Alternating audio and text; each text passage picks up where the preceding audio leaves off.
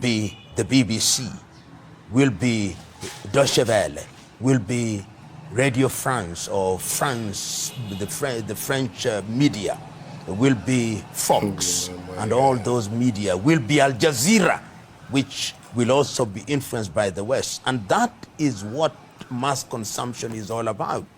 And it is the West, and particularly the United States, that has taken the burden, in their view, of defining who is who.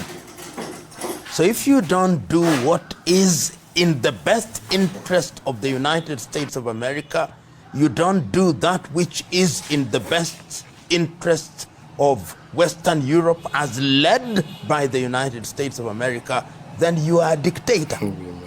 You are a dictator because you are not doing their bidding. So Russia can say that you told us we are not moving 1 inch more to the east. And when they want to protect that with boots on the ground, you are a dictator. And that is not to be compared with what happened in the 1960s when the Russians, at the invitation of the Fidel Castro government, invited the Russians, and the Americans said, you cannot have Russian military hardware 90 kilometers away from the American shoreline. So it is the bullies always have their way, and they tell you what is right and what is wrong. That is the position in which we are. You and me have recently seen, those of us who are listening to this, who have seen what is happening in the United States of America, that there were riots or demonstrations throughout the United States of America in which Americans came out and said, no kings.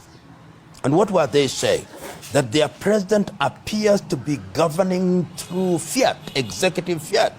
He's fighting everybody on site. He's fighting universities. He's fighting the military. He's fighting everybody on site.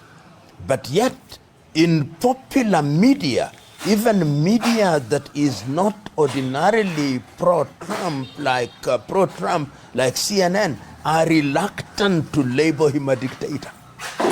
Fox, of course, will never allow him to be labeled a dictator, and even Western media will never label him a dictator. But you in Russia try to do that. You in China try to do that. You in Brazil try to do that. You in Nigeria try to do the same thing. You are a dictator who ought to be removed from office sooner rather than later. The narrative is defined by the United States of America and the European Union. And you can see how quick these institutions are normally inclined towards issuing statements about things. Sometimes they don't even understand, sometimes they don't know, but they are quick to issue this statement and that statement and to condemn and say how they are going to interfere when it serves their interest. So it is still true, as this cliche goes, that international politics is still governed by the law of the jungle and through gunboat diplomacy. And that is what is happening. The weak are dominated, the strong dominate and define the agenda.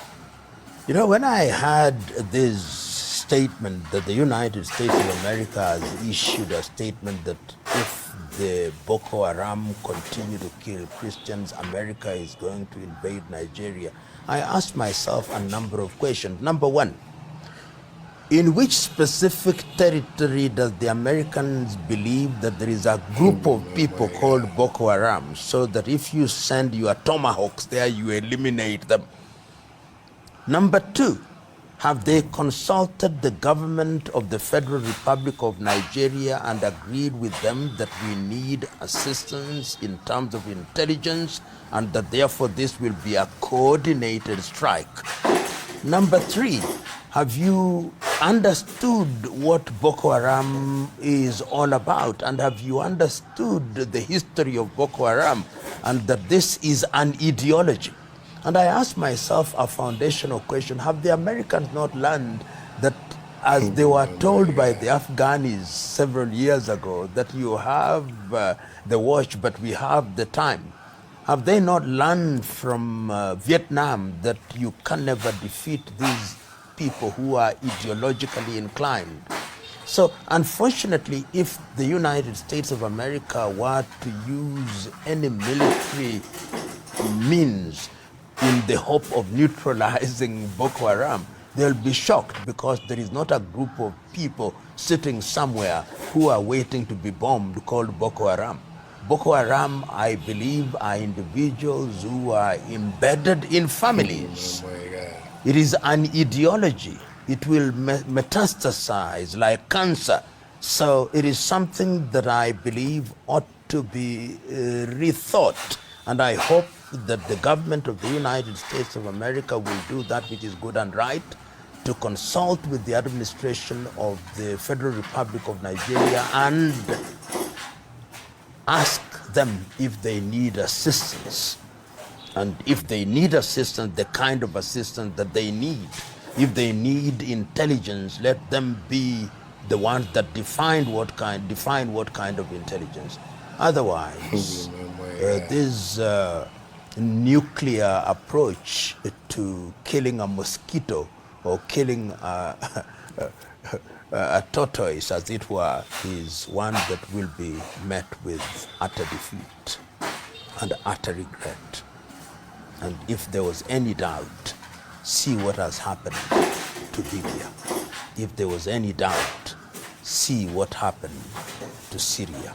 The irony of the world today is that there is a word that is bandied around which means, and which is called democracy.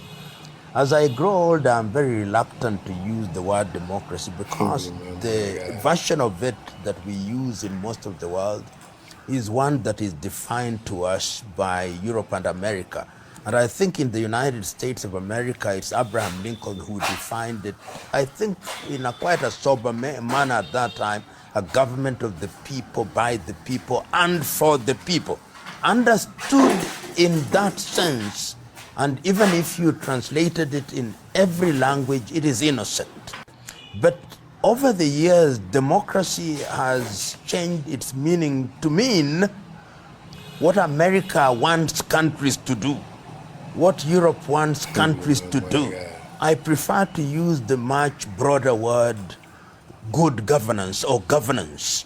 But let us settle, for the sake of Venezuela, to think about democracy as has been defined to them by the United States of America. Remember, the United States of America, in its silent and even public statements, believes that the entire region in Latin America is their backyard.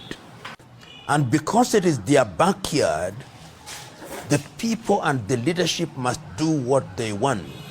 And if you doubted that, you can see when they are comfortable, they are comfortable. When you have leaders who are doing their bidding, and when leaders are not doing their bidding, if it is Noriega in Nicaragua, if it is Bishop in Grenada, if it is Bolsonaro in Brazil, then they love them.